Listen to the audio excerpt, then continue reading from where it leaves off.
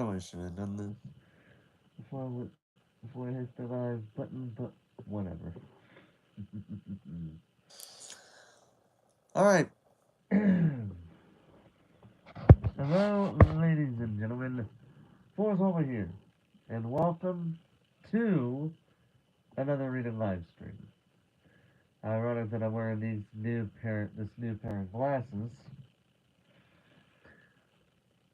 and I'm about to read you guys the book that talks about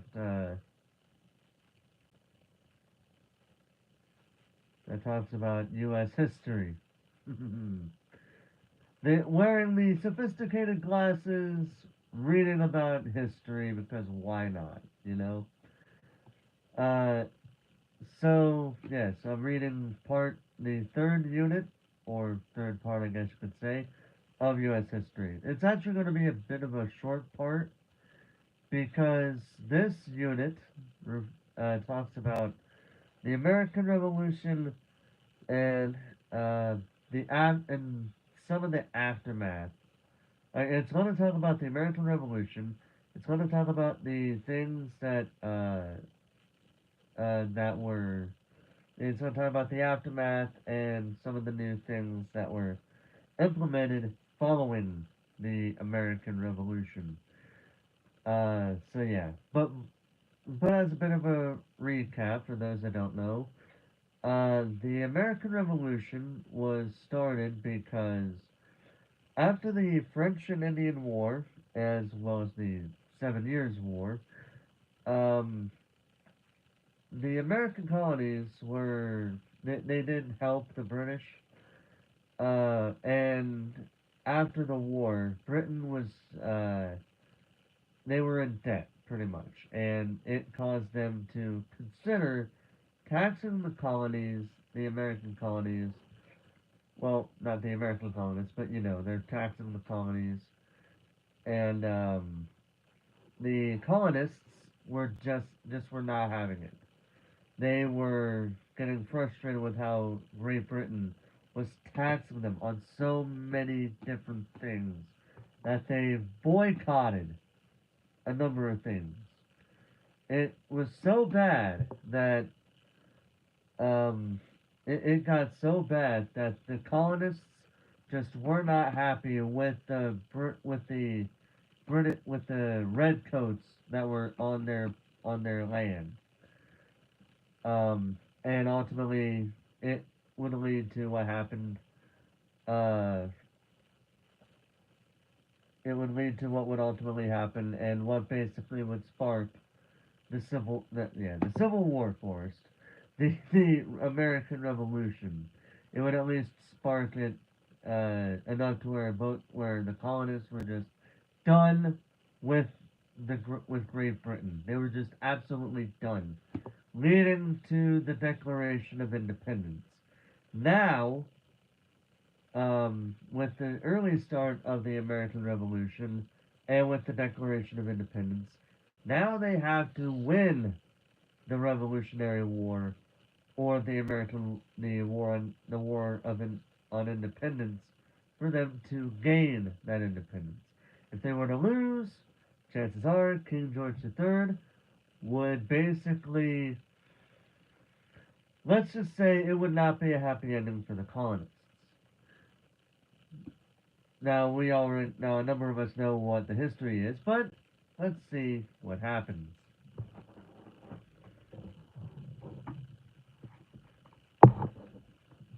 Unit 3, American Revolution and the Early Republic, 1776 to 1791. Once the Declaration of Independence was signed, the United States was born, but Americans still had work ahead. First, they needed to win a war against one of the best armies and the most powerful navy in the world. Next, they had to invent a whole new form of government. Chapter 11, The American Revolution. Timeline to real independence. Independence. Americans declared independence but they weren't independent yet. Washington was put in charge of the Continental Army in 1775, but it was more like a collection of part-time volunteer militias contracted to fight for only 1 year. The Continental Congress suggested a draft, a mandatory call of duty to serve in an army, but not everyone participated. The wealthy paid enslaved people, apprentices, or others to serve in their place. The British, leaders of a well-trained professional army and rulers of a great empire, were confident of victory. Well, if it doesn't talk about it, we'll get to it if this doesn't get talked about. Because I remember in one history book they do talk about the strengths and weaknesses of each side. For the well, I might as well just say it now that I'm talking about it. For the Americans, they were close to the battles. They they had strength in numbers. Okay, um, primarily because it was on their land, so they could plan accordingly, no matter how good or how bad that plan was. The problem was their military wasn't properly trained. Well, for a time. At some point, they would be trained properly, but for the moment, not that well. For the British, they were. It was basically the reverse. It was basically vice versa. They were properly trained. As a matter of fact, as I just said on the book, they were. Um, Hello, Daniel Barry. How you doing tonight? But they were properly trained. They were one of the most powerful They had the one of the most, if not the most powerful militaries in the world. One of the best, as a matter of fact. The only problem is, it took a good amount of time for them to go from Great Britain to the to the now declared independent United States of America. It took time to do that, and on top of that, it also took time for them to try to come up with a strategy. So who knows what would have happened in that period of time? Because literally anything could happen. So yeah, pretty much what was positive on one side was a negative for the other. That's pretty much it.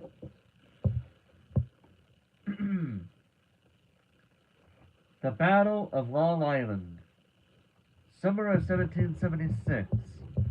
Over 30,000 British soldiers under General William Howe arrived in New York City. Washington's troops were outnumbered. August 1776. In the Battle of Long Island, the Patriots were driven out of New York and then New Jersey and forced to take refuge in Pennsylvania across the Delaware River. The British were so sure the war would be over soon that they left the defense of New Jersey up to the Hessians, a group of German mercenaries, while the British army spent the winter in comfort in New York. Thomas Paine, the author of Common Sense, also wrote a series of pamphlets called American Crisis. The first one, published in 1776, begins with the line, "These are the times that try men's souls."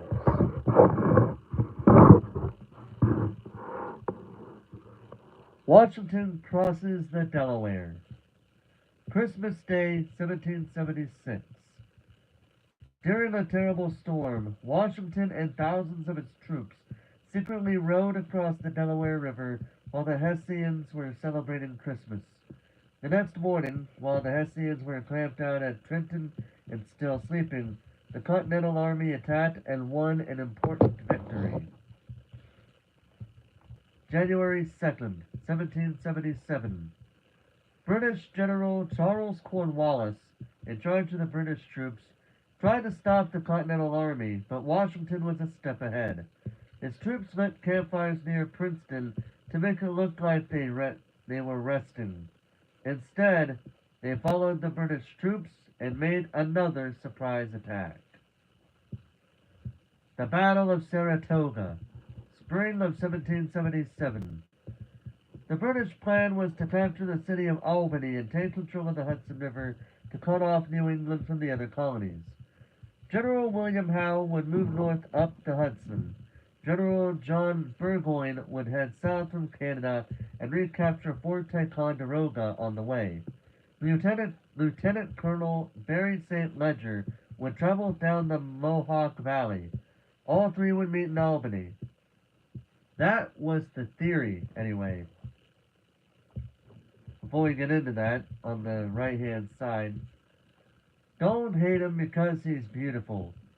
General Burgoyne was affectionately called Gentleman Johnny Burgoyne by his troops for his kindness, and maybe also for his good looks and fashion sense. Now back to this theory. Howe decided that it'd be better to capture Philadelphia. He forced the Continental Congress to flee the city. Burgoyne recaptured Ticonderoga, but Gentleman Johnny didn't know Howe wasn't on his way up the Hudson and was trapped in the woods by American militias. St. Ledger was forced back en route to the Mohawk Valley by American General Benedict Arnold.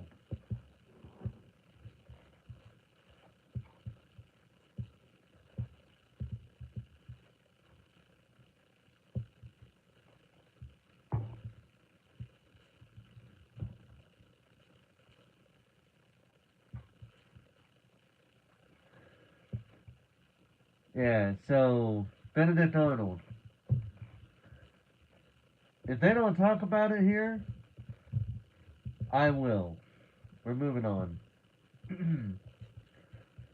Burgoyne eventually made it to Saratoga, New York, where he was met by the American forces of General Horatio Gates. The British had no reinforcements and no escape route. On October 17th, the British surrendered, and the Battle of Saratoga became the first major American victory of the Revolutionary War. The victory also led the French to get involved in the Revolution. The French and British were bitter enemies, so the French began supporting the Patriots when they saw that the Americans could win and wouldn't be satisfied with anything less than independence. Winter at Valley Forge. Winter of 1777. The Continental Army suffered through one of the worst winters on record. While the British were comfy in Philadelphia, the Continental Army was camped 20 miles west at Valley Forge. The 12,000 troops had almost no food, clothing, or supplies. About a quarter of them died before spring. Those who survived had spent the winter training under Prussian officer Baron von Steuben, hired by Congress for his military expertise. They became a small but very skilled new Continental Army. John Paul Jones. Most privateers attacked British naval bases in the Caribbean. John Paul Jones, an immigrant who had been a fugitive in Scotland, became a war hero in 1779 after his ship, the Bonhomme Richard, and a British warship, Serapis, fought near the British coast. When asked to surrender, Jones reportedly replied, "I have not yet begun to fight." Serapis surrendered first. Help from overseas. 1778. The French had been secretly providing supplies and the navy to the Patriots. The victory at Saratoga, plus the charm of Benjamin Franklin as an American diplomat in France, persuaded the French to support the U.S. publicly. In 1778, King Louis XVI decided that France would officially become an ally and declare war on Great Britain.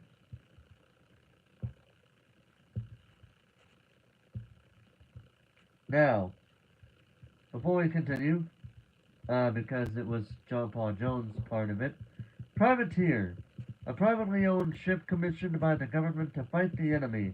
In exchange, the ship could keep whatever they found on enemy ships. 1779. Spain joined the war against England. Louisiana Governor Bernardo de Galvez helped Spain take Natchez Baton Rouge, and other cities from the British. Poland also helped the Patriots with loans and funding. The Marquis, the Marquis de Lafayette, a young French nobleman, became a trusted aide to George Washington. Lafayette was such a strong believer in the Revolutionary War that he paid the troops under his command out of his own pocket. Hold on a second, I need to do what I usually did before and fix my glasses. Give me a second.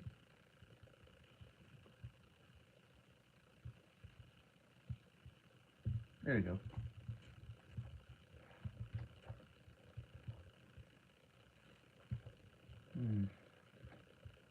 Alright, so before we continue,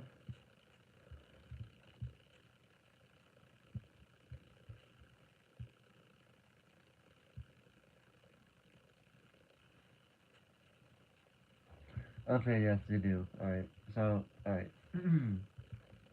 I was thinking about something else from earlier, but moving on. War on the Western Front. The British Army had to spread out to cover a lot of land. West of the Appalachian Mountains, the British gained indigenous allies like Mohawk chief Joseph Brant. This area had been made more accessible thanks in part to Daniel Boone, who had blazed the Wilderness Road, blazed being cut a trail, as in he was a trailblazer, in 1775. George Rogers Clark, a lieutenant colonel in the Virginia militia, captured the British outposts at Fort Sackville in modern-day Indiana. War in the South, 1778 to 1780. The British offered freedom to people enslaved by patriots if they would run away and join the British troops. In December 1778, British commander Henry Clinton captured Savannah, Georgia, and eventually the entire state of Georgia. In May 1780, Clinton also gained control of Charleston, South Carolina, in a battle that destroyed most of the American army in the South. General Cornwallis was put in charge of maintaining the British stronghold in the South. Congress appointed General Horatio Gates, who had led troops to victory in Saratoga, to create a new Southern army. Unfortunately, they were quickly defeated by Cornwallis. 1781. Congress replaced Gates with a new Southern general, Nathaniel Greene. Greene's army, under Patriot Daniel Morgan, defeated the British at the Battle of Cowpens, South Carolina. It was the first time that militia units were deployed in battle. Guerrillas and the Swamp Fox. Instead of using the traditional European style of lining up for combat, Southern patriots used their knowledge of the terrain by attacking supply and communication centers in small groups and escaping before they could be caught. It was a style of warfare called guerrilla warfare, a system of warfare in which soldiers fight using techniques such as surprise, ambush, and disruption. The most famous guerrilla of the South was Francis Marion, leader of Marion's brigade. He was so difficult to catch that the British called him the Swamp Fox. Eventually, the British fled the Carolinas. The Battle of Yorktown, early 1781. Cornwallis moved his troops to Yorktown, Virginia, on the banks of the York River. Supplies and money were running low, and he needed a port to resupply his troops. Philadelphia and New York were controlled by the British. It was discovered that General Benedict Arnold was a spy and had been plotting to turn over the critical military fort West Point and conspiring to capture George Washington. Morale was low. Before I read this part that's in blue, I also want to point out an interesting story that I heard. It was one of those daily facts. It was on a daily fact by Encyclopedia Britannica's website. It's actually a really funny story, if you ask me. So, before Benedict Arnold's betrayal, he was involved in a battle that ultimately led to his ankle being broken. So I forget where it says this is, but apparently the people made a statue based on his foot. I don't know if it's a mean to celebrate it or as a means to make a joke out of this man. Probably the latter, if I'm being honest. But there is an actual statue praising his broken ankle. Uh, yeah, it's absolutely hilarious. I would have to look that up. It is on Encyclopedia Britannica on their daily facts. I forget which day it was, but I remember reading it and I'm like, this is absolutely hilarious because they're celebrating his broken ankle, practically making a joke of this man. It's absolutely hilarious. One of the funniest things I've ever read on that website. Getting back to the seriousness, though. Benedict Arnold wasn't the only spy around.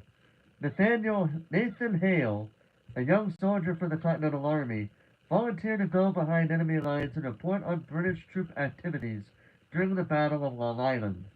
When he was caught and sentenced to hang in 1776, Hale's famous last words were this: "I only regret that I have only one. I have. Sorry. I only regret that I have but one life to lose for my country." That's a hell of a patriot right there.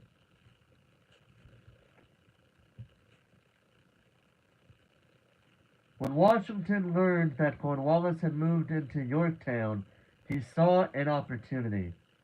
After a fast and top-secret march south, the Continental Army, with the help of 1,000, no wait, with the help of 7,000 French troops under Lieutenant General Rochambeau, surrounded the city of Yorktown. French ships had already blocked Chesapeake Bay, making it impossible for Cornwallis to escape or get reinforcements. On October 19th, 1781, after weeks of fighting, Cornwallis surrendered. There were several small battles left to fight, but the war was over. Benjamin Franklin, John Jay, and John Adams began negotiations with the British in Paris to end the conflict. The last British troops left New York Harbor. Washington left for his home in Mount Vernon, Virginia.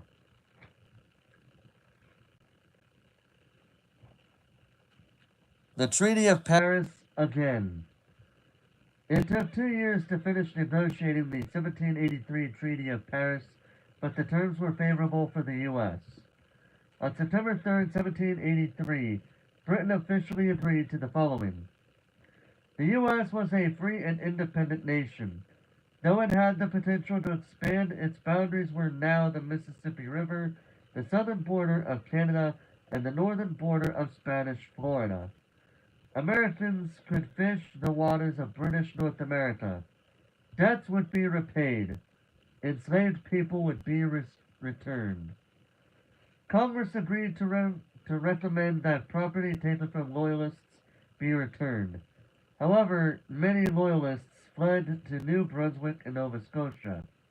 Also, Spain got Florida back.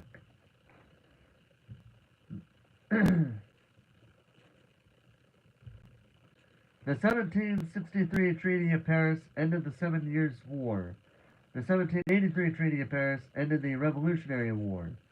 In 1898, a completely different Treaty of Paris ended the upcoming Spanish-American War. We'll get to that when we get to it. Now, it should be duly noted, this part of the book at this point, maybe it will, I don't, after I say this, but I'm going to say it anyway, because why not? What it didn't mention was that initially, while it did mention that the British were, made the promise, potentially a false promise, who knows, that they would free the slaves if they were to side with the British. Now, initially, uh, Washington was not really, um, he wasn't really keen on the idea of allowing enslaved people to fight for the Americans, for the colonists. However, because he was in losing situations, they didn't really have much of a choice, so they had to do that. However, the enslaved people would go back to their lives of that they were hoping to escape for fighting for American independence. They were ultimately brought back to being enslaved people. So ultimately, the only people that ultimately won out were the white man. Partially the white women because you know that's how there.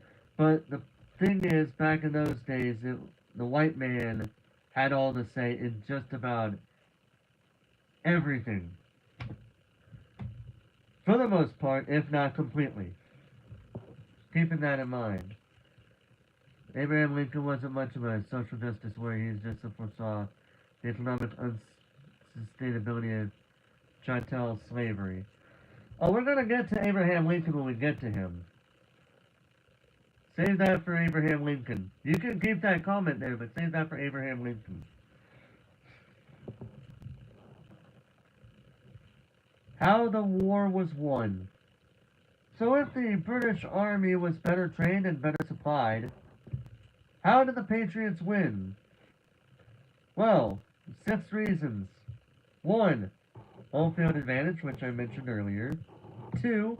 Knowledge of the terrain comes with home field advantage. 3. Motivation for the cause, because they were really that damn pissed off at the British that they were like, we want these people out, we want our independence, we are done. Civilian support. What it meant, yeah, there were some people that were for the cause, but there were still American citizens who were supportive of the British, well, the Redcoats, I should say, but still, and they were treated very poorly. They were treated very badly because the Patriots side of the coin did not like that there were Americans who were supporting the British. Kind of like how things are nowadays when you think about it. How people just don't like another person primarily because of where they stand politically. When you actually think about it. And no, we're not going to get into the modern day politics. We'll get to that at the very end. Anyway, great leadership. Yes, they did have a good number of. I mean, both sides technically, honestly, had a good number of really good generals in their midst. It's just that one side had somebody that was more about wanting to get bragging rights than actually help their fellow redcoats win the war. That's what ultimately sunk them when you think about it. And help from France and Spain. That is true. That is definitely true, for sure. Maybe, who knows if they could have won it without French and Spanish help, but they knew it was needed, so it was strategic, so they went with it. Ah, yes, they actually did talk about this. Women in the Revolutionary... There's like 2 sections in the very end. Women in the Revolutionary War and black people in the Revolutionary War. Let's talk about the women because it's literally the first thing being talked about here.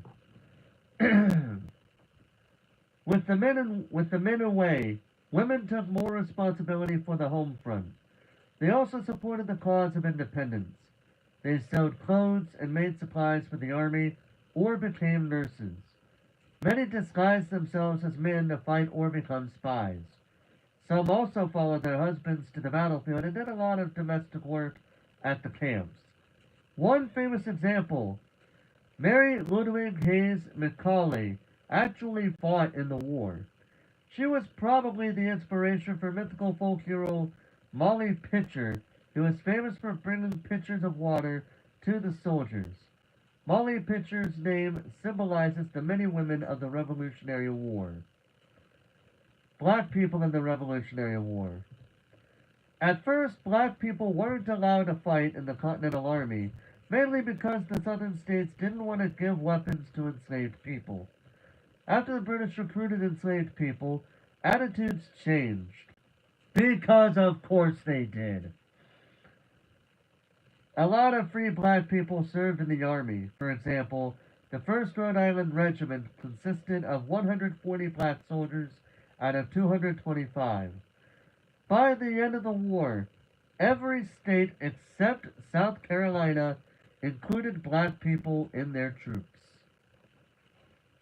Something tells me that's going to be relevant later. We'll get to it when we get to it, but if memory serves me right, South Carolina was the first state to do a particular something something. Don't say it. We'll get to it when we get to it. Chapter 12. A New Government. The Articles of Confederation. Nobody wanted a new tyranny, but they needed a national government. Congress appointed a committee to draft a national constitution called the Articles of Confederation. As if it needs to be said, I'm going to say it anyway for those that don't know what a constitution is. In a general sense, Constitution, a set of laws that guides how a country, state, or organization operates. It established a Confederation Congress, a national legislature responsible for borrowing and creating money, settling arguments between states, negotiating with indigenous peoples, and making treaties. The Congress could ask the states to provide money and soldiers, but states could refuse because they maintained their sovereignty, authority, and power. Furthermore, each state had one vote in the Confederation Congress, regardless of size or population, so they were all equal. Let's see how well that turns out.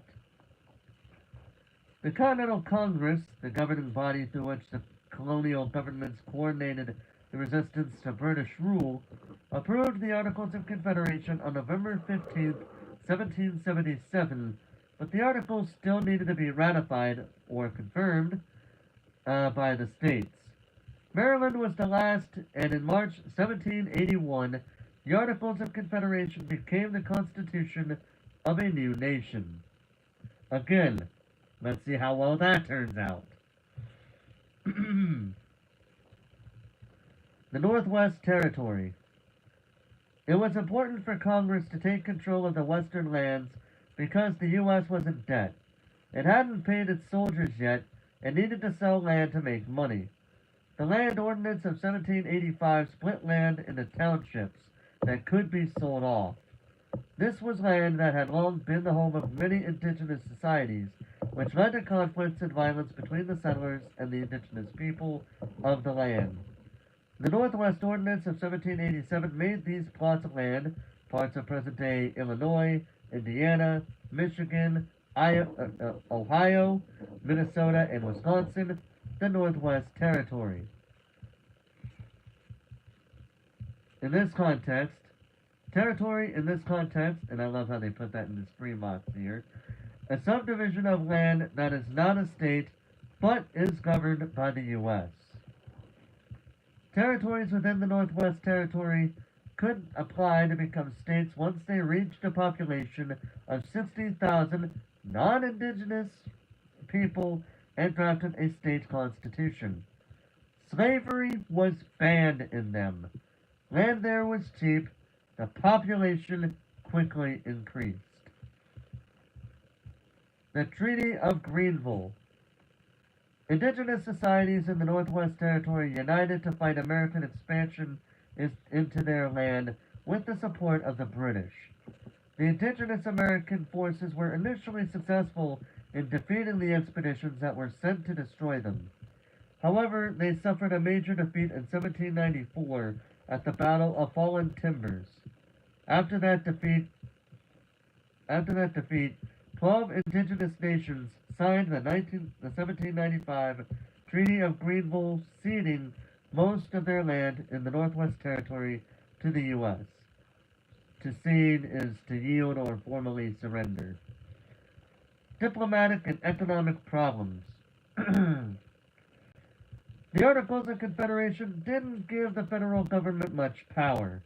It couldn't levy taxes to cover the war debt or build a unified army. Levy, to impose or raise taxes. Britain realized this. They refused to follow through on the terms of the Treaty of Paris and wouldn't allow American ships into British ports. Spain closed the lower Mississippi to U.S. shipping and trade with foreign lands. Other European countries placed high tariffs, a charge or fee imposed by the government on imports or exports, on American goods. The war had seriously damaged harvests, particularly in the South, so these states had few crops to trade. Another problem was inflation, an economic condition characterized by high prices and a decrease in the value of money. The paper money printed by the Continental Congress during the Revolutionary War had little value because the states didn't have gold or silver to back it up. The states lowered the value of paper currency by printing their own bills. The combination of inflation and trade deficits led to a depression. Two definitions in one box. Trade deficit, when more goods are coming into the country than going out of it. Depression, an economic condition characterized by low employment and little economic activity. Shays' Rebellion. To pay its war debts, the state of Massachusetts decided to raise taxes on land. Farmers tended to own a lot of land but earn little money, and those who couldn't pay were forced to give up their land or go to jail. In August 1786, a farmer and former captain of the Continental Army named Daniel Shays began Shays' Rebellion. He and a group of farmers closed down the state courts and marched on the federal arsenal, a place where weapons are stored. The Massachusetts militia finally stopped him and his men. Although Massachusetts had requested federal assistance, it did not receive any because Congress didn't have the authority to help. If ordinary farmers could launch a revolt, it was clear that the national government needed more power.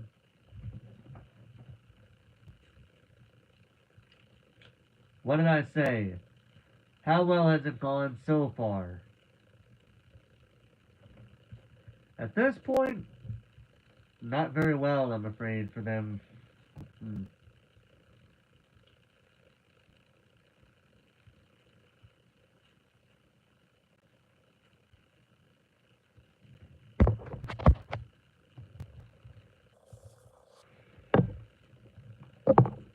Constitutional Convention. In May 1787, delegates met at a constitutional convention in Philadelphia. After electing George Washington as the president of the convention, they discussed whether to amend or ditch the Articles of Confederation.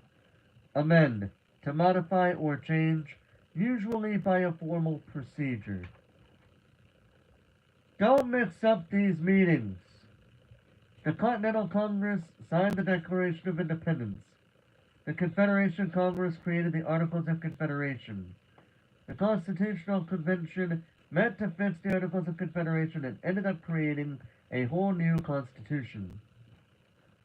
The Founding Fathers of the United States. The men who attended the Constitutional Convention, signed the Declaration of Independence, framed the Constitution, and/or helped with the American Revolution are called the Founding Fathers of the United States. No women or non-white people were permitted to sign documents or attend conventions. The Great Compromise. Congress couldn't agree on how states should be represented. A bicameral legislature, 2 houses with votes per state based on the population, the Virginia Plan, or a unicameral legislature, 1 house with equal votes for each state, the New Jersey Plan. Unicameral, consisting of a single chamber as a legislative body. The Virginia Plan appealed to large states that would have many representatives. Smaller states like New Jersey wanted state size not to matter in terms of how much representation you got. Roger Sherman of Connecticut proposed the Connecticut Compromise, the Great Compromise, which created the bicameral federal legislature we know today, a Senate with 2 votes per state, and a House of Representatives with representation proportional to each state's population. So, in other words, the Virginia Plan plus the New Jersey Plan equaled the Connecticut Compromise. Basically, the Senate was the Virginia Plan and the House of Representatives. Wait, actually, let me correct that one. The House of Representatives was the Virginia Plan, and the Senate was pretty much the New Jersey Plan, with an added extra vote.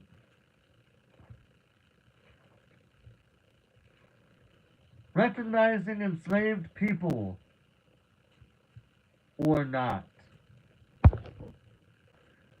Southern states, which had large populations of enslaved people, preferred a system in which enslaved people counted for representation by size of population, but not taxation. Northern states, where there were fewer enslaved people, argued that if enslaved people were considered property, they should count for taxation, but not representation. The delegates decided to count enslaved people as 3/5 of a person in a clause called the 3/5 Compromise. How the heck you can say a person is 3/5 of a person is beyond me, but okay, they came up with a compromise. Allowing slavery in a nation founded on the principles of liberty and equality didn't make sense to some delegates. All states except Georgia, North Carolina, and South Carolina had already banned the slave trade by this point. Southern states whose wealth depended on slavery disagreed.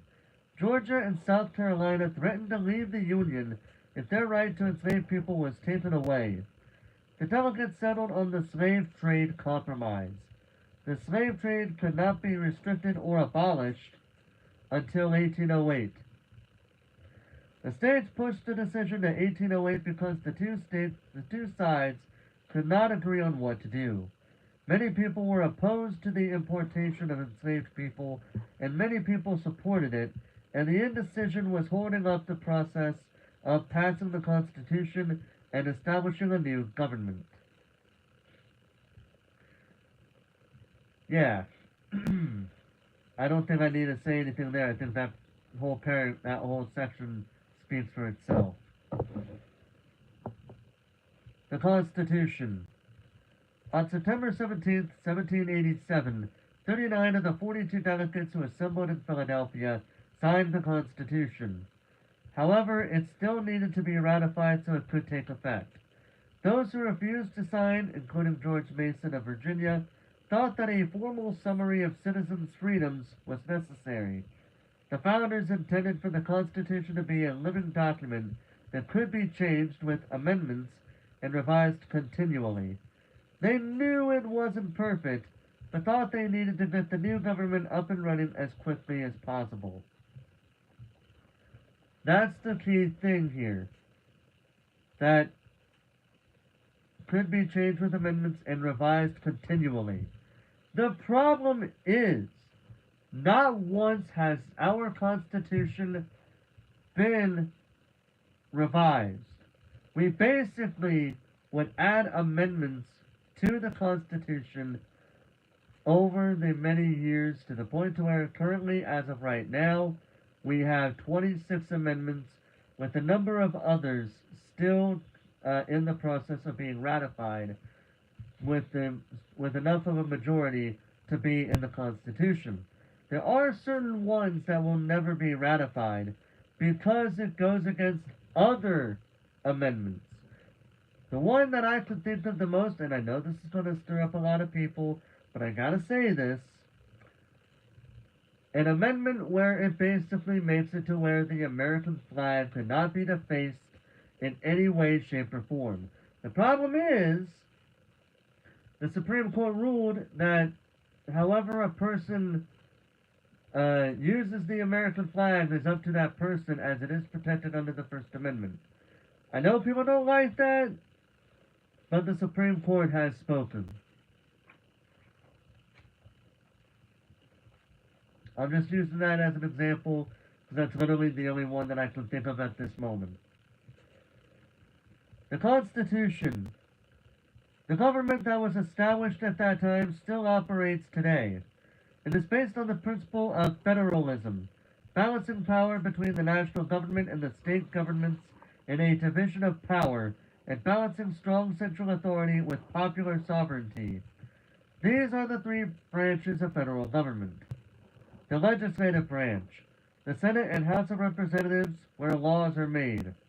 The executive branch, the President and their office, where laws are applied.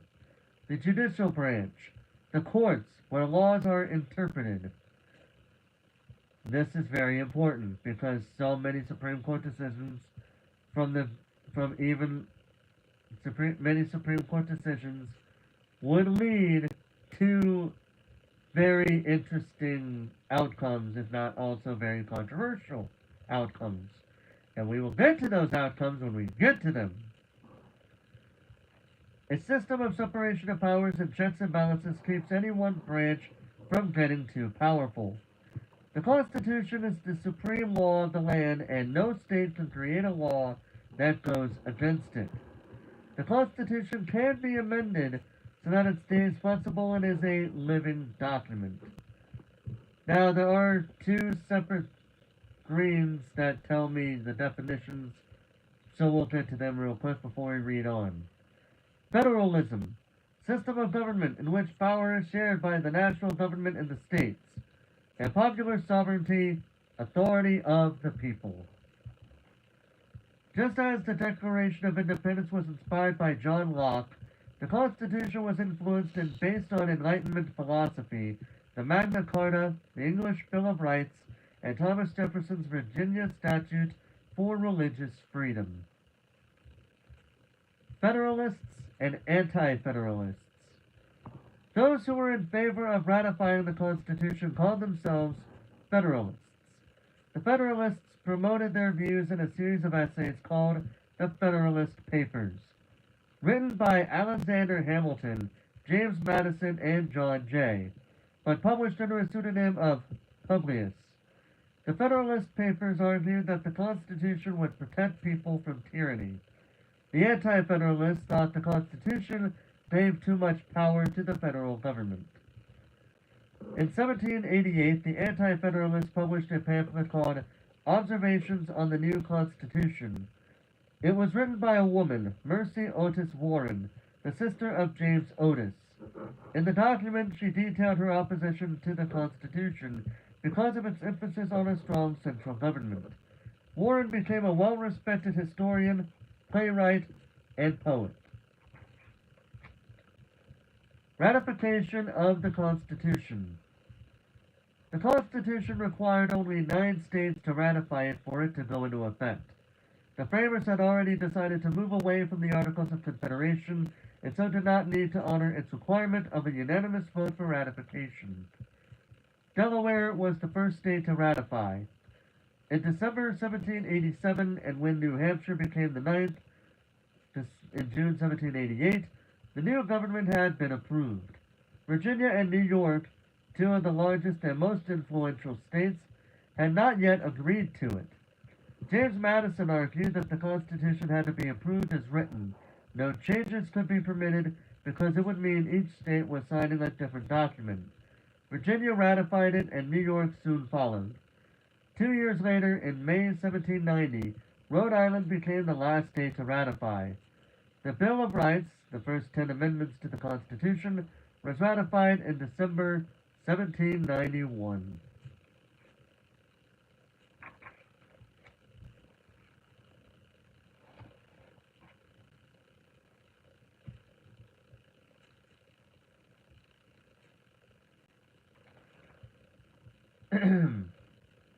The concise Constitution. The Constitution is divided into 7 articles, each of which includes sections. The Constitution also includes a Bill of Rights, as well as more amendments added since it was originally framed. You should read the whole thing to get all the details. Considering how complicated government is, the Constitution is really short. I actually have a book of the entire Declaration of Independence and the Constitution of the United States. I read that last year, to celebrate July 4th, because Independence Day, American Independence Day.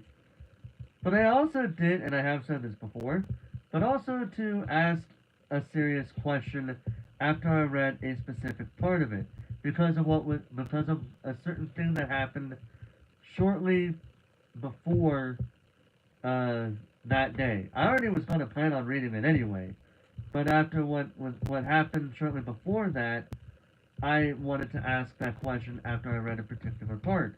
If you want to know what it was, the VOD is still up to my knowledge, so if you want to see it for yourself, there it is.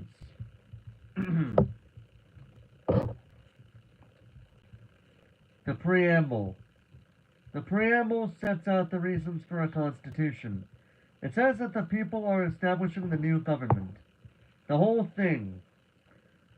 Quote, "We, the people of the United States, in order to form a more perfect union, establish justice, ensure domestic tranquility, provide for the common defense, promote the general welfare, and secure the blessings of liberty to ourselves and our posterity, future generations, do ordain and establish this Constitution for the United States of America." The Articles. Article 1 describes the legislative branch. The legislature of the U.S. is bicameral. The House of Representatives and the Senate, the Vice President of the U.S., is the President of the Senate, but doesn't vote except in a tie. If a majority of the Congress is present, a quorum is reached, but if not, they can adjourn. Quorum, the required number of people needed to legally do business. Adjourn, we know what this means, but just in case, to end or postpone the rest of a meeting. Each bill, a draft of a law, must be signed by the President before becoming law. If the President vetoes, to cancel the actions of another branch of government, the bill, it could still become the law if 2/3 of the Congress overrides, to set aside or overturn, the veto. Congress has the right to make any laws, quote, necessary and proper to carry out its duties. Article 1, Section 8:18. The necessary and proper clause is also known as the elastic clause because it gives Congress the ability to stretch its powers. Before the Constitution, government positions were unpaid, and this favored wealthy people who could afford to work for nothing. The Constitution says that congressmen are paid a salary out of the Treasury, which is important because when that wasn't the case, government attracted only wealthy people. Look at nowadays. I'm just saying. Section 8. The powers of Congress are levying taxes and tariffs as long as they are uniform throughout the states. paying debts, borrowing money, regulating commerce with other countries, / between states, / with indigenous peoples, deciding how people become citizens, minting money, and regulating it, punishing counterfeiters, making the post office, regulating copyrights, establishing federal courts inferior to the Supreme Court, punishing crimes against international law, declaring war, raising an army or navy and paying them, summoning militias, regulating law in the District of Columbia, and making any other laws necessary and proper to do all of that. Section 9. But no discussing slavery until 1808, no overriding the writ of habeas corpus, can arrest a person only for a specific cause, except in wartime suspension, no passing a bill of attainder, a law targeting one person or group without a trial, no passing an ex post facto law, a law that applies to people who broke it before it was written, no levying export taxes, no favoring one state in any way, no levying direct taxes on people, aka capitation, no set amount that anyone has to pay in taxes, only taxes determined by income or money spent, no taking money from the treasury without a specific budget being passed as law, and no creating a titled aristocracy. That's a lot to take in, isn't it? Article 2 describes the executive branch, the president's duties, the president's advisors, and the vice president. The president, like the vice president, serves a 4-year term. The president receives a salary and takes an oath to protect the Constitution. The powers of the president include serving as commander-in-chief of the armed forces, pardoning criminals, nominating ambassadors, judges, and officers, and making treaties provided that 2/3 of the Senate approves. The president, vice president, and other civil officers may be impeached for treason, bribery, or other misdemeanors and, quote, high crimes. Damn. Went from 3 to 0 because apparently people don't like hearing about the president's powers. Jeez. I'm sorry, but I had to say that. It's honestly a little bit ironic to me. Pardon. To release or excuse a person from being punished for an offense. Impeach. To bring an accusation against a government official. Article 3 describes the judicial branch, or the courts, and it establishes a Supreme Court. All judges appointed under Article 3, such as judges on the Supreme Court, the federal courts of appeals, and district courts, can hold their jobs for life. In all cases involving ambassadors or entire states, the Supreme Court has original jurisdiction, the authority to administer justice, meaning it's the first court to hear the case. There's a reason judges hold their jobs for life. It's to prevent them from having to run for re-election or be influenced by politics. Unfortunately, that's not always the case, I'm just saying. Article 4 defines the relationship between the states and says that the federal government guarantees each state a Republican form of government. In the Federalist Papers, James Madison described a Republican form of government as a representative democracy as opposed to a direct democracy. That is, people have control via representatives. Also, a monarch cannot rule the government. The Constitution created a republic, not a democracy. Article 5 explains how amendments to the Constitution can be proposed and passed. An amendment requires 2/3 of both the House and Senate and 3/4 of the state legislatures for approval. However, legislators can bypass Congress completely and pass an amendment if 2/3 of the state legislatures approve a call for a convention which would convene to draft the amendment. Then the amendment would need 3/4 of the state's approval. This method, however, has never been used. That's actually kind of interesting when you think about it. They have a concept here, but it's never been used before. Never say never, though. You never know when it could be used. Article 6 says that the Constitution is the supreme law of the land. Article 7 confirms that the Constitution is established once 9 of the 13 states ratify it. Excuse me. The amendments. The first 10 amendments have been known as Bill of Rights. Ratified in 1791, they protect individual liberties and limit the powers of federal government.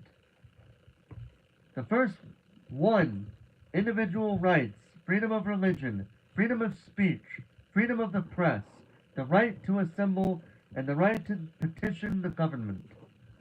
2. The right to bear arms, outlining the right to own and carry weapons. Now, this is something that I know so many people, even nowadays, go, like, they still question what the meaning of the Second Amendment is. And I know it's a very controversial topic. Here's my take on it. It says, the Second Amendment says that, it talks about the security of a free state, that the right to bear arms shall not be infringed. Based on how it's talked about, and I have the book right here, I can read it in its entirety. But from what I'm seeing, to me, the Second Amendment is saying that as long as you're using your weapon as a means to defend yourself, your family, your property, your state, your area, like whatever, like wherever you're at, you have the right to do so. But if you're using a weapon in a way that is not in defense of someone or something, yeah, I don't think the Second Amendment should apply on that, if I'm being completely honest. Use it on people that are using it in self-defense or defense of someone else, themselves, and or someone or someone else and or something. Not to incite fear. That's my take on it. I've said this before, and I will always say it to the day I die at this point. 3. The right not to have soldiers quartered in a person's house without consent of the owner. Okay, I gotta talk about this. This is important, especially of nowadays, because of what's going on in California. Say what you want about how you go about it, but I'm talking about this for one specific reason. Somebody on Twitter asked a very important question because it was posted on Twitter that the National Guard was being put in these buildings in a way where it was being overcrowded. That's from what I've heard. I don't know if that is true or not, but let's say for all intents and purposes it was true, as some people have decided to do that. Someone asked, well, what if we allowed them into our houses? Could we do that? And I responded, that's actually a very good question. That actually was a good question.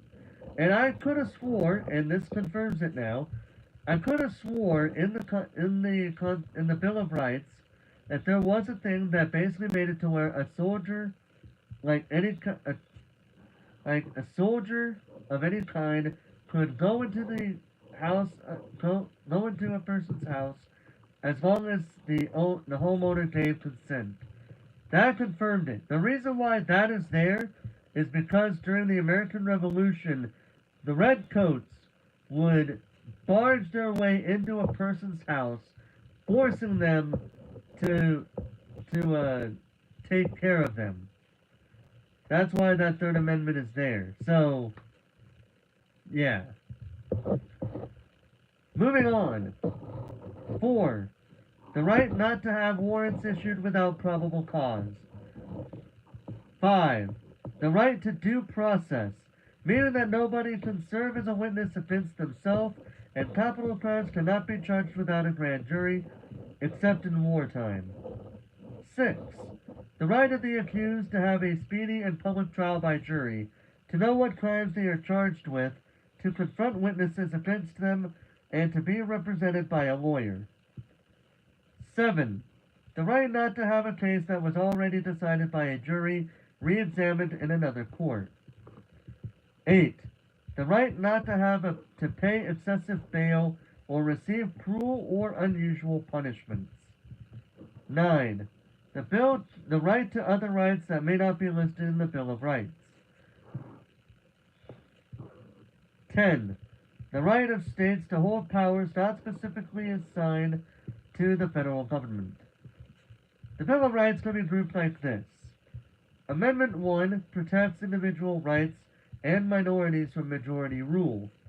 Amendments 2 to 4, oh yeah, I'll get to that after I'm done reading about the amendments and how they work. Amendments 2 to 4 address mistakes made during the Revolutionary War. Amendments 5 to 8 guarantee rights to people charged with crimes. Amendments 9 to 10 maintain the rights of states and citizens. Before we go on, there was a definition I missed. In number 4, the word warrants. Warrant, the authorization of an officer to make an arrest, seize property, or make a search. Following the Bill of Rights, other amendments were made to the Constitution. There are 27 amendments in total. Okay, so I was off by 1. Alright. Okay then. Remember the main principles of the Constitution. Popular sovereignty, limited government, separation of powers, checks and balances, federalism, republicanism, individual rights. You can memorize these principles and the fact that Rhode Island was the last state to ratify with this mnemonic device. Please, let's sign constitutions faster, Rhode Island. Wow, really making fun of Rhode Island there. Jeez. They really were making fun of Rhode Island with that one. They're like, come on, Rhode Island! Hurry up! We got this thing to sign. We want it to be finalized. Let's go!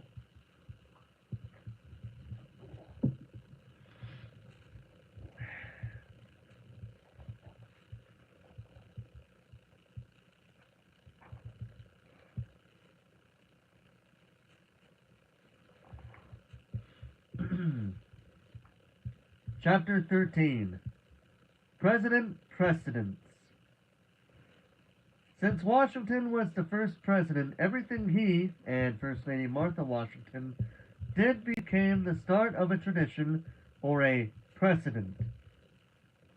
For example, Washington chose to be called Mr. President instead of Your Highness, Your Excellency, or Your High Mightiness. Someone seriously suggested that. It even says it right there. Someone seriously suggested that. I'm not making that part up. The first president. In early 1789, the states that had ratified the Constitution decided that an electoral college, a group that represents the people's vote in electing a president, would meet and elect a president. George Washington was persuaded to come out of retirement, and he received all the electoral votes. Washington is the only president to have ever won all the electoral votes. But one person that would be elected president, regardless if it was an election or a re-election, came close, really close to doing it as well. If you guys know, you know. But we'll get to him when we get to him. Nearly half of the voters cast their second vote for John Adams, who became the first vice president. They were inaugurated on April 30th, 1789 in New York City, then the nation's temporary capital. Okay, so it should be duly noted here. During this time period, it basically was made that the person that got the most votes would become the president, and the person who was the runner-up would become the vice president. Very interesting when you think about it. And honestly, that would be very interesting to see how that would work in modern times. You know, when you think about it, I mean, think about it like this. Think about it like this. All right? Could you imagine if we had a nation where Trump was president, but Kamala Harris was vice president? Or go before that.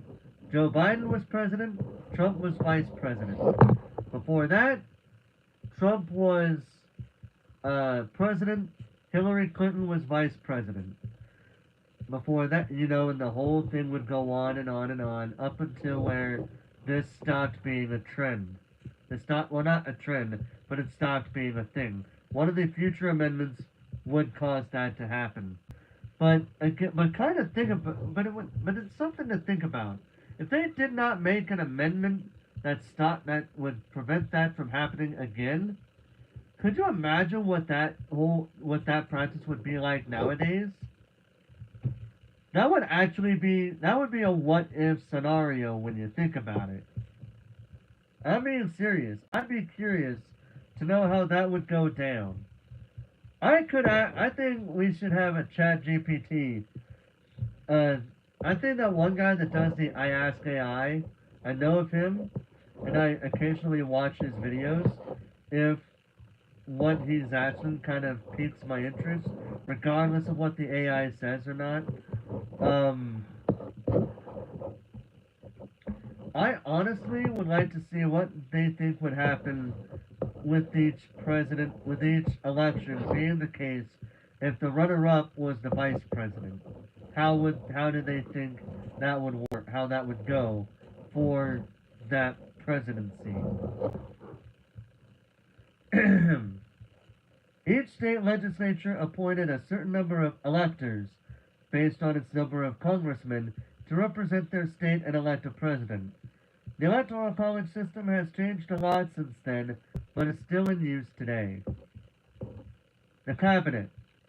Congress created departments of the executive branch. The State Department, to deal with other countries, the War Department, to deal with defense issues, the Treasury, to deal with the economy, the Justice Department, to deal with administration of justice, and the Postal Service. Washington chose these people to head these departments. Henry Knox, a general from the Revolutionary War, as Secretary of War. Thomas Jefferson as Secretary of State. Alexander Hamilton as Secretary of the Treasury. Edmund Randolph as Attorney General. Samuel Osgood as Postmaster General. As a group, these heads of departments were the Cabinet. The Cabinet members, except the Postmaster, began to advise the President as they do today. The Judiciary Act of 1789. Article 3 of the Constitution had few specifics about a federal court system, so Congress passed the Federal Judiciary Act of 1789. The established federal courts consisting of 13 district courts and 3 circuit courts of appeal. The states still maintained their own courts, but a federal court could overturn their decisions. The Supreme Court, the final federal court of appeals, would consist of 6 justices who were nominated by the President. President Washington nominated John Jay as the first Chief Justice of the Supreme Court. Alexander Hamilton and the national economy. The new nation faced a huge war debt with debts to foreign nations, individual citizens, and soldiers who'd been paid with bonds rather than cash. Alexander Hamilton proposed a 3-pronged solution in 1790. The U.S. would pay off all debts, including debts owed by states. Revenue would be generated by raising tariffs, which should also encourage people to buy American-made goods.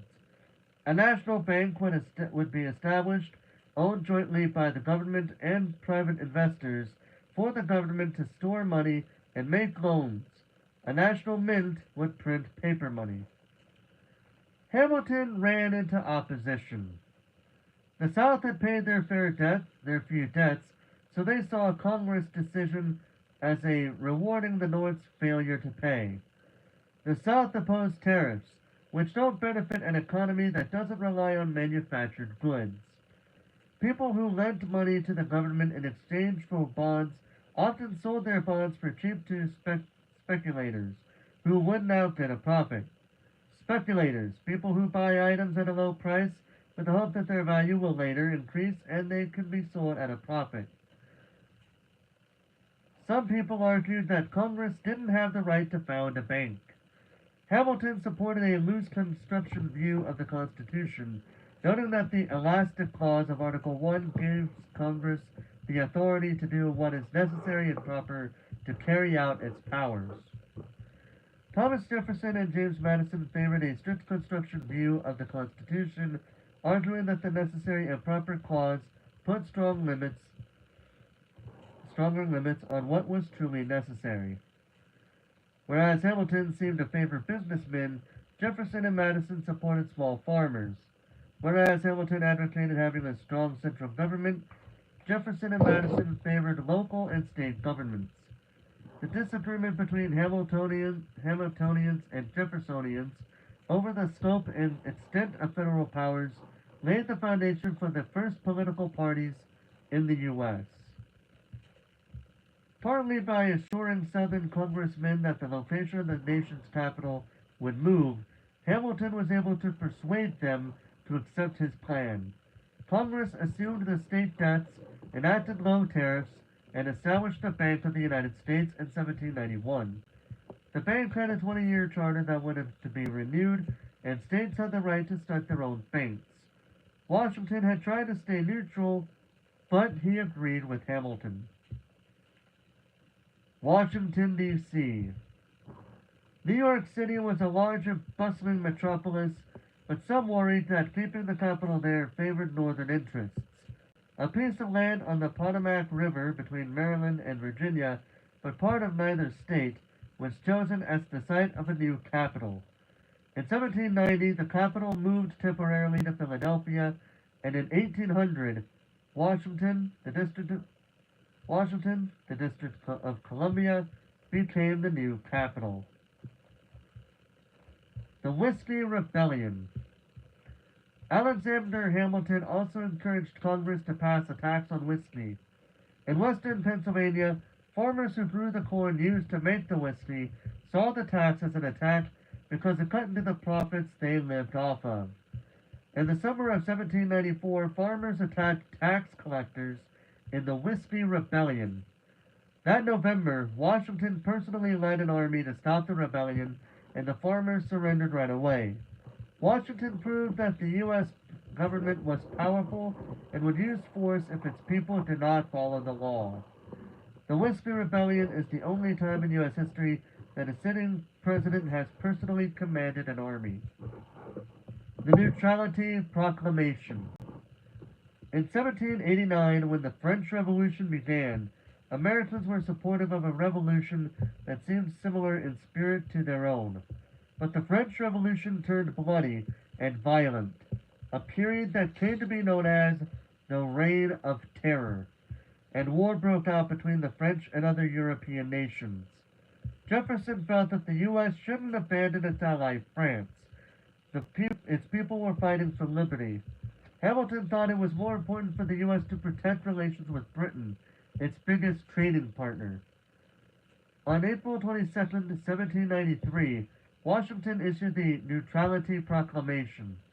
Americans wouldn't fight or help either side, and foreign warships couldn't use American ports. Madison argued that only Congress had authority over foreign affairs. Jefferson resigned as Secretary of State. Impressment and Jay's Treaty. The British kidnapped American ships that traded in the French West Indies and forced the American sailors to fight for Britain. This practice, called impressment of seamen, pushed the U.S. closer to another war with England. Washington sent Chief Justice John Jay to England to discuss the seized U.S. ships.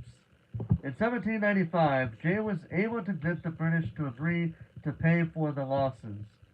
Jay's treaty prevented another war with Britain and also improved trade between the countries, withdrew British troops from western outposts in the U.S., established commissions to settle border disputes. Washington's farewell. Concerned that he had too much power for one man and overdue for retirement, George Washington announced in 1796 that he wouldn't be running for a third term. He could have run, there wasn't any precedent yet about how many terms a president got. In his farewell address, Washington warned against forming political parties, factions, or permanent alliances with foreign nations. Faction, a group that shares a common goal or belief. Look how well that turned out. Political parties formed. Despite Washington's warnings, the disagreements with Jefferson and Madison on one side and Hamilton on the other grew into the first full-fledged political parties in American politics. The Democratic Republican Party, Jefferson and Madison, supported the ideas of republicanism, including strict construction view of the Constitution, reliance on agriculture, the ideal of a nation of small farmers, sympathy for the French. The Democratic Republican Party was favored in the South and on the western frontier. The Democratic Republican Party was also just called the Republican Party. It's not related to today's Republican Party. It actually evolved into today's Democratic Party. The Federalist Party, Hamilton, was named after those who had supported the Constitution from the beginning. This party supported strong central representative government, loose construction view of the Constitution, reliance on trade, especially with England, the importance of urban merchants. Most Federalists did business and lived in urban areas in New England. The election of 1796. The Democratic Republicans chose Thomas Jefferson to run for president and Aaron Burr to run for vice president at a caucus. The Federalists chose John Adams and Charles Pinckney. Adams received the most electoral votes and became president. Jefferson, the runner-up, became vice president. Caucus, a meeting of party leaders to select candidates. So here was the electoral votes for this one. Adams had 71, Jefferson had 68. It was really close. Jefferson and Adams were former friends who became bitter rivals. That's literally all it says. The XYZ affair. France began attacking American ships because they were upset about a treaty the Americans had signed with the British. They considered it an anti-French treaty. In 1797, President Adams sent Charles Pinckney, Elbridge Gerry, and John Marshall to Paris to negotiate. The French Foreign Minister, Charles Maurice de Talleyrand Périgord, aka Talleyrand, refused to meet. Instead, Talleyrand sent 3 agents to discuss the treaty in exchange for a huge bribe. Adams was furious. Referring to the agents as Agent X, Agent Y, and Agent Z, he urged Congress to prepare for war. This insult outraged Americans and led to the slogan, "Millions for defense, but not 1 cent for tribute." Congress expanded the Navy, but Adams didn't really want war.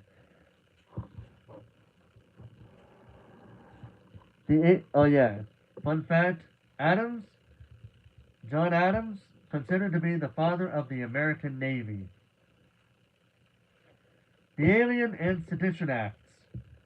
American citizens were now unsure of the allegiance of new immigrants. Congress passed the Alien and Sedition Acts in 1798. These controversial laws allowed the president to deport or imprison immigrants in wartime. They also made sedition or opposing the government illegal, taking away basic civil liberties such as freedom of speech and freedom of the press. Sedition, rebellion against the government. The Kentucky and Virginia resolutions. Democratic Republicans thought the Alien and Sedition Acts were an abuse of power. Jefferson wrote a resolution for the Kentucky legislature in 1798, and Madison wrote one for Virginia in 1799, although the authorship was kept secret. The Kentucky and Virginia resolutions argued that the acts were unconstitutional because they interfered with constitutional rights granted to states. The Kentucky resolution insisted that states could nullify laws they found unconstitutional. The resolutions didn't change the law. Congress just let the acts expire after Adams left office, but they showed that states could challenge the federal government. Nullify, don't need, I know it doesn't need to be said for the most part, but we'll say it just in case. To cancel or make void. The Convention of 1800. In 1800, Adams sent another set of delegates to Paris. In the Convention of 1800, France agreed to stop naval attacks. Adams was pleased, but many Federalists from his own party had wanted a war. And ever since the Alien and Sedition Acts, the Democratic Republicans saw Adams as an enemy to their cause. When election season rolled around, Adams was in a bad position for re-election.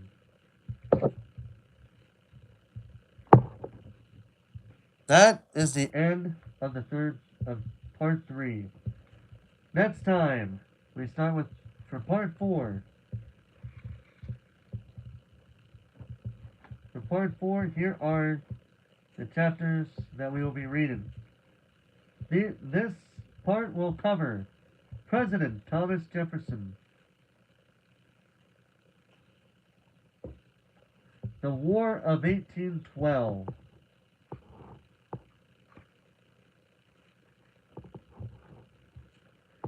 the young nation grows,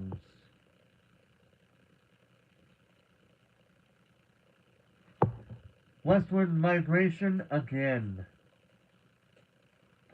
the Lone Star non-state, the Mexican-American War, the Age of Reform, and that's it. So basically from 176 to 260. Nearly 100 pages to read on that one. But we'll get to that when we get to that. So, that is the end of this reading live stream. Thank you guys so much for watching. Hope you guys enjoyed this reading live stream. Because I did enjoy reading this, and like I always say, I always like to learn new things, so let's see what new things we can learn the next time we read this. But with that being said, ladies and gentlemen, hope you guys have a good rest of your night, or have a good rest of your day if you're watching this from the other side of the earth. And until next time, ladies and gentlemen, this is Forrest Walpole, signing off. That does not sound good, but whatever. See you guys later.